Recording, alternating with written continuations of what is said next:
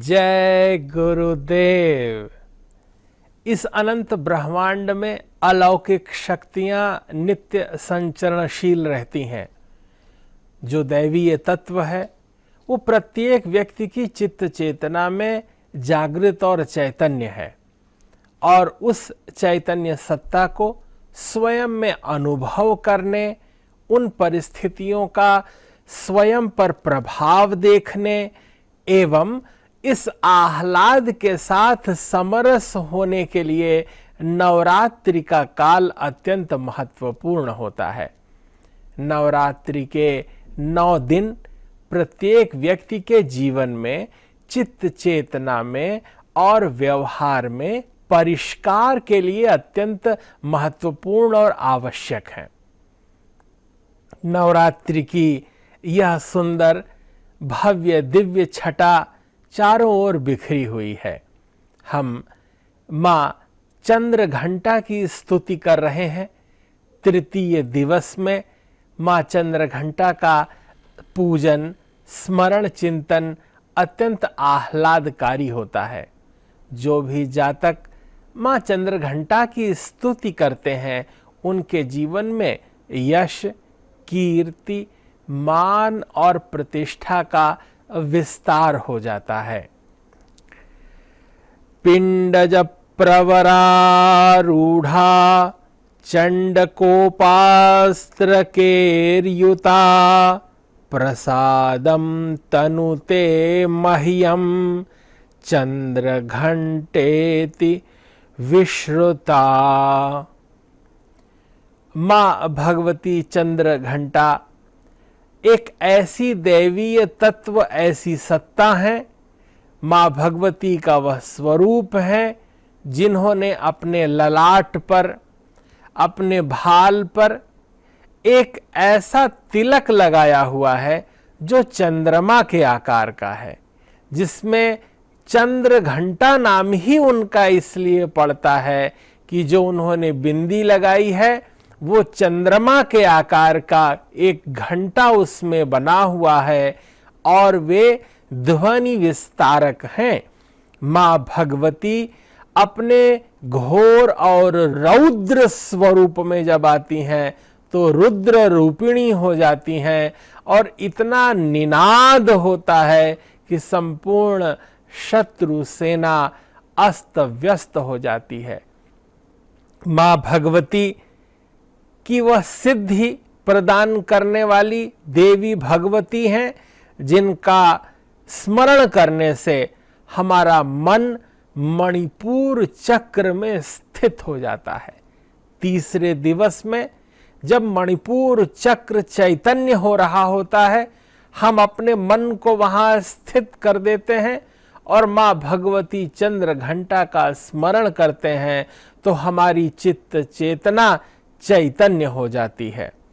वे ध्वनि का विस्तार करने वाली भगवती हैं, अर्थात अपने स्वरूप में इतना निनाद होता है, घंटे की इतनी ध्वनि होती है कि शत्रु सेना तो मानो वधिर हो जाती है और सज्जनों को जो परेशान करते हैं ऐसे दुर्जन लोगों के जीवन में इतना अधिक कोलाहल उत्पन्न कर देती हैं, इतनी अधिक ध्वनि का प्रसार कर देती हैं कि वो व्यक्ति अचेत हो जाता है। मां भगवती चंद्र घंटा कृपा प्रसादिनी है। वे सात्विक लोगों पर सदा अनुकूल भाव बनाए रहती हैं। वो अपनी दिव्य चेतना से प्रत्येक व्यक्ति के मन मानस में अपने दिव्य शांति स्वरूप से, क्योंकि नाम में चंद्रमा भी है और घंटा भी है, अर्थात चंद्रमा के स्वरूप में शीतलता प्रदान करती हैं तथा घंटे के स्वरूप में अगर कोई व्यक्ति प्रतिकूल आचरण करता है तो फिर युद्ध का प्रारंभ कर देती हैं, घंटा निनाद कर देती हैं। भगवती की आभा के विषय में शास्त्रों में बड़ा सुंदर वर्णन किया गया है। मां भगवती चंद्र घंटा स्वर्णिम आभा युक्त हैं। वे सोने की तरह चमचमाती हुई दिव्य आभा युक्त हैं। स्वर्णिम आभा से अपने सुंदर दिव्य भाल ललाट को विस्तारित करने वाली हैं, जिसमें वह चंद्र घंटा स्वरूप तिलक लगा हुआ है। वे अपने 10 हाथों में खड्ग, पाश इत्यादि समस्त आयुधों को रखती हैं। भगवती के 10 हाथ हैं और 10 हाथों में भिन्न भिन्न प्रकार के अस्त्र और शस्त्र हैं। अस्त्र उन्हें कहते हैं जो फेंक के मारे जाते हैं। अस्क्षेपणे, भाला इत्यादि अस्त्र हैं, तथा शस्त्र वो हैं जिन्हें हाथ में लिए लिए लड़ा जाता है, जैसे तलवार है।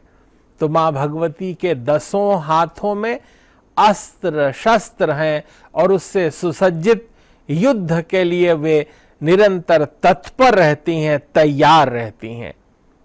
भगवती की सवारी के विषय में भी विशेष रूप से चर्चा करनी चाहिए।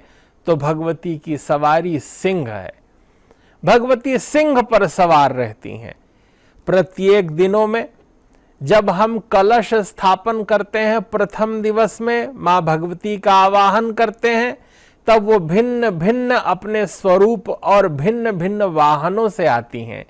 उसी तरह तीसरे दिन में चंद्र घंटा माता का जब हम स्मरण करते हैं तो वो सिंह वाहिनी होती हैं, 10 हाथों में अस्त्र शस्त्र से सुसज्जित होती हैं। उनके माथे पर चंद्रमा के आकार का एक चंद्र घंट बना हुआ एक बिंदी शोभित होती रहती है और वे युद्ध के लिए तैयार रहती हैं। भगवती जिस पर कृपा करती हैं उसका फल वीरता है। जातक कोई भी व्यक्ति, सांसारिक प्राणी, उसके जीवन में निर्भयता आ जाती है। मां चंद्रघंटा की कृपा प्राप्त होते ही उसमें कायरता पलायित हो जाती है, भीरुता चली जाती है और वीरता आ जाती है। व्यक्ति चेतना से परिपूर्ण होकर के वीर भाव उसके अंदर उससे युक्त हो जाता है। उसका दैन्य समाप्त हो जाता है। वह क्रूरता के समक्ष झुकता नहीं है। सत्व का बल, वीरता उसको प्राप्त होती है। निर्भय हो जाता है। इस संसार में उसको कोई अकारण डरा नहीं सकता, पराजित नहीं कर सकता, उसका पराभव नहीं होता। ये मां चंद्रघंटा देवी की उपासना का फल है। जो व्यक्ति इस दिन मन से दिव्य भाव से युक्त होकर मणिपुर चक्र में स्थित सूर्य मंडल के अधिष्ठात्री देवी मां भगवती चंद्र घंटा का स्मरण करता है, उसके जीवन में वीरता उदित हो जाती है। ब्रह्मांड में वह निर्भय हो जाता है, क्लेश रहित जीवन जीता है। और चाहे अपार शत्रु सेना हो, मां भगवती जब सत्व का साथ देती हैं तो अपार सैन्य दुर्जनों की सेना को भी मानो घंटा निनाद करके वो बधिर बना सकती हैं, उनका मस्तिष्क शून्य कर देती हैं और सत्व का साथ देती हैं। जो भी जातक, जो व्यक्ति मां चंद्र घंटा की उपासना तृतीय दिवस में करते हैं, उनके जीवन में दिव्यता का अभ्युदय होता है। अनंत आनंद और आह्लाद चैतन्य हो उठता है। मां भगवती की ये कृपा सदा बरसती रहती है।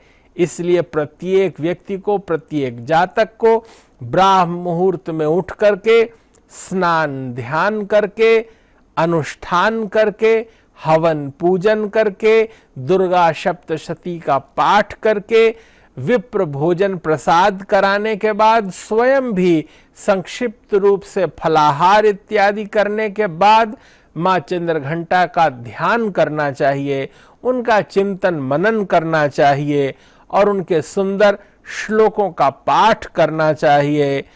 पिंडज प्रवरारूढ़ा चंड कोपास्त्र केर्युता प्रसादम तनुते मह्यम चंद्र घंटेति विश्रुता।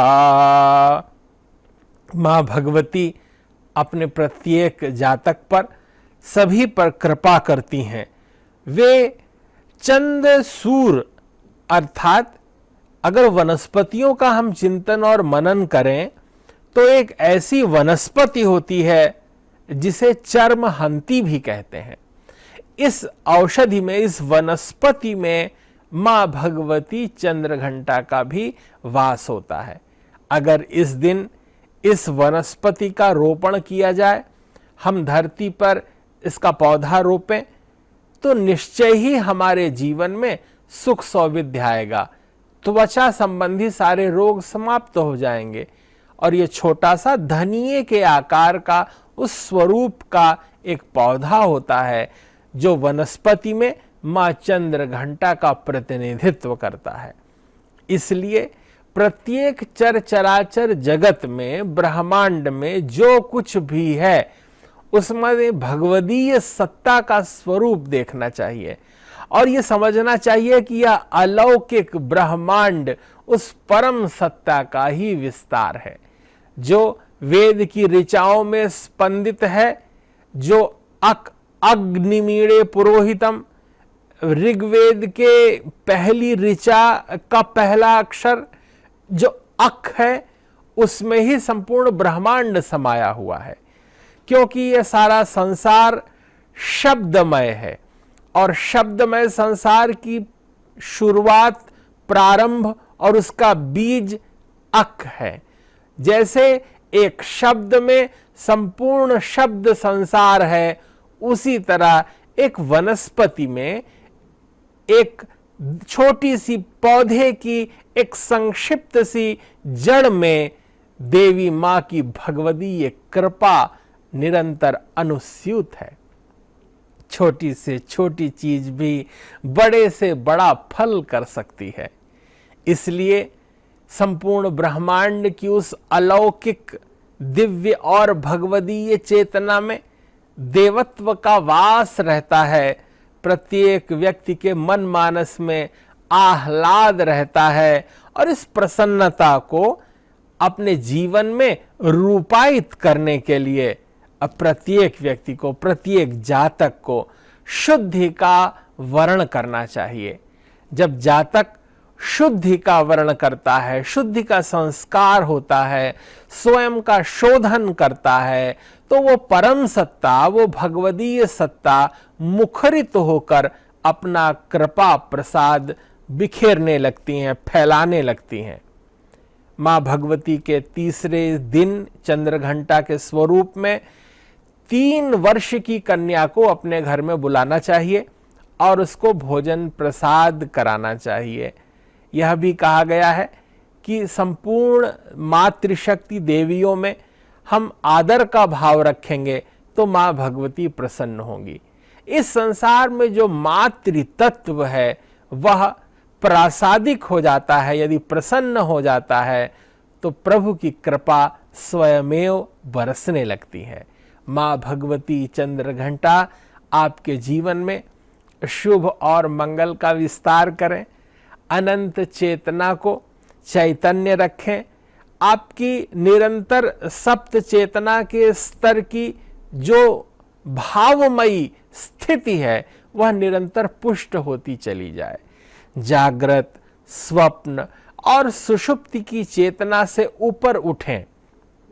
तुरीय, तुरीयातीत भगवत चेतना और उस ब्राह्मी चेतना का संस्पर्श पाने के लिए भावातीत ध्यान का नित्य अभ्यास, सिद्धि के सूत्रों का अभ्यास, अपने जीवन को निश्चिंत बनाने के लिए, निर्भर करने के लिए, सहज करने के लिए आप मां चंद्रघंटा का स्मरण, पूजन, ध्यान, अनुष्ठान संकल्प पूर्वक करें, जिससे आपके जीवन में सुख सौविध्य अवतरित होगा, आपकी मनोकामनाएं पूर्ण होंगी और एक अलौकिक आनंद आप पर निरंतर बरसता रहेगा। जय गुरुदेव, जय महर्षि।